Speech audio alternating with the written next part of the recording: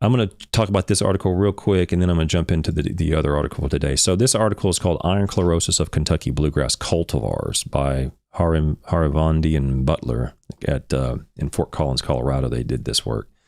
And they were in here, they were looking at, Kentucky bluegrass and a number of different cultivars. I don't know, they got 10 or 15 different cultivars in here. And they were looking at the iron content of these turf grasses. They're down here in this chart. And you'll see the color ratings, and they put out iron and so forth. And you see the various chlorophyll contents and the total plant and the iron. And so the total iron in the plant. But what I really want to talk about with this little bitty inconspicuous little hidden table over here that seemingly is of like, what is this little table here even doing? And there's only 4 or 5 numbers in it. Well, let's look at this. Well, I'm looking at table 2 for those listening. And table 2 is titled Correlation Between Soil pH, Available Soil Iron, Total Plant Iron, and Chlorophyll Content for 25 cultivars and 5 blends of Kentucky bluegrass. So they did all these cultivars. I just showed 25 cultivars. And what we're looking at here is the correlation between available soil iron, total plant iron, and chlorophyll. And like I said last night on last night's show, it's often considered or often assumed that iron solubility changes with pH. And iron solubility does change with pH, but within the range of, reasonable ranges, meaning let's say 5 to 9, something like that, there's really no iron soluble at all. So if you have, it starts becoming more soluble as you get closer to the 5s, but it really only becomes soluble to any great extent when you get way down there low. And so when you're looking at a soil test with iron, and we're going to get into soil testing with iron, there's really not much value, or I should say I don't have much confidence in recommending the application of iron from an iron soil test. Okay, there's not much correlation. And certainly there's not many calibrations to recommend the application of iron based on a soil test. But sometimes you'll hear, well, I'd rather use pH as an indicator for soluble iron or how much iron is available. Well, let's look and see what they found in Colorado. And I'm gonna before I forget, I'm gonna tell you hang on, let me back up before I even forget this. This was a paper published in Hort Science in 1980. So this is a free paper. You can go get this paper right now. Go to Hort Science or ashs.org, and you can download this paper for free. It's titled Iron Chlorosis for Kentucky Bluegrass, published in 1980. And in here, they have this table. I'll get back on screen, and it shows the correlation coefficients. So how strongly these are related to one to the other. So how strongly is pH? We have parameters of pH, available soil iron, and total plant iron. And what this says is the pH is related to available soil iron at a 0.004 R squared, meaning there was no correlation. You're not going to get a better example of no correlation than that.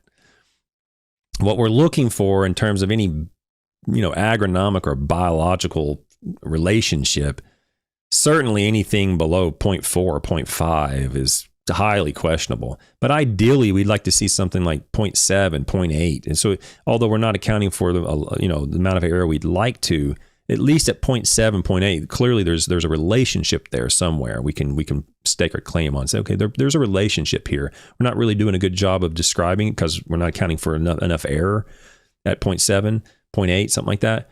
But at 0.004, we're pretty confident that you can't look at, in this particular case on these 25 cultivars, he couldn't look at the soil pH and provide any sort of confidence in a prediction on how much available soil iron would be, how much of this soil iron would be. Okay, when you look at the total plant iron relative to the pH, it's just as bad, basically 0.05. So if you're looking at pH and saying, okay, my pH is 7, I want to lower my pH so I can get more iron in the plant, I'm going to lower it to 0.6. What this is saying is there was no relationship. The chances of you seeing that are basically zero. On this study, on the 25 cultivars of Kentucky bluegrass. So I'm going to go and change my pH because at this pH, there's not much soluble iron available. You've seen that graph before. I'll show it at some point where you show, solubility of iron changes on pH, which is true. It does. But when you're actually dealing with practical settings in the soil and the turf grass, this particular study is showing there was no relationship between the soil pH and the total plant iron or the available soil iron or the chlorophyll in the plant. So the pH had no relationship with any of those three variables.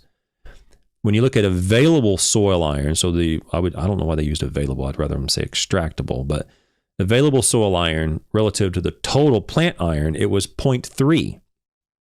Okay, so we're kind of getting a little bit there. There might be something going on there, but we still have very little confidence in saying that the extractable iron or available soil iron is going to result in this much total plant iron. So basically, this is trying to correlate a soil test to a tissue test is what this is doing. And that's been notoriously difficult to do. And this is an example of that. And the same thing holds true for chlorophyll. It found even a less ability to predict what would be in the chlorophyll. The only thing that was relatable was what was the iron that was in the plant relative to the chlorophyll that was in the plant. And here we see a 0.9 and a significant at that 1% level. Okay, so here we can say with a great deal of confidence, 90.3% confidence, that if I know the total plant iron, the total iron in the plant, I can have a reasonable estimation, a reasonable guess as to how much chlorophyll will be in the plant.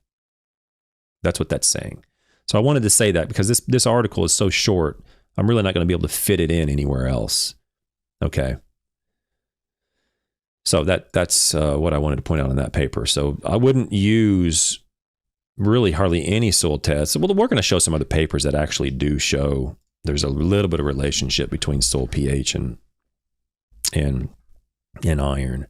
But this is a paper that is short and quick and, provides some information about, let's contextualize everything. Let's look at the entire body of evidence on this issue. And this particular paper says there's no relationship between soil pH and iron, essentially, or chlorophyll in the plant, or iron in the plant.